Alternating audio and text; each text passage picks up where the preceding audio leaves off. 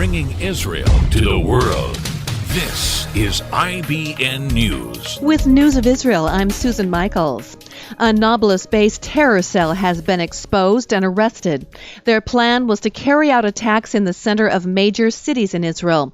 The Shin Bet, IDF, and Israel police uncovered the Hamas terror cell in recent months. Their investigation revealed high-grade explosive devices, some of which could be remotely detonated.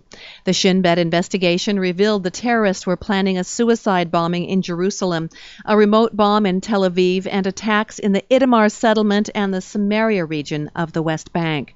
More than 20 terrorists were involved in the terror cell, and most of those were connected to Hamas. A second terror cell was also uncovered and blocked by Israeli security forces.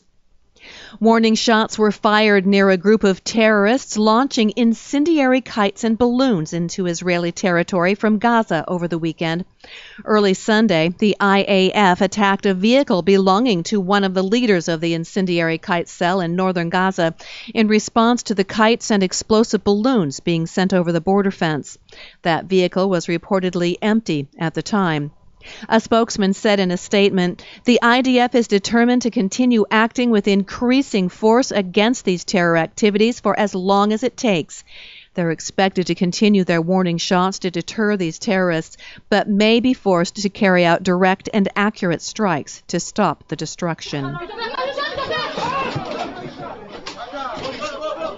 More violent protests from youth as 10 illegal buildings in the Tappuach West settlement were evacuated over the weekend. 11 policemen and 5 settlers were injured in the confrontations. Security forces were pummeled with stones, sticks, eggs, and bleach. 6 of the youth were arrested for assaulting police officers and for violent rioting. At the same time, the families who lived in those structures were leaving peacefully. 1,000 youth were removed from the area in buses.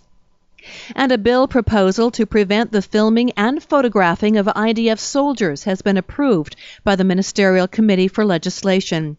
Some say the proposal would not pass legal scrutiny, although a more moderate proposal could be acceptable. The legislation will come before the Knesset on Wednesday for a preliminary reading. I'm Susan Michaels. IBN, Israel Broadcast Network.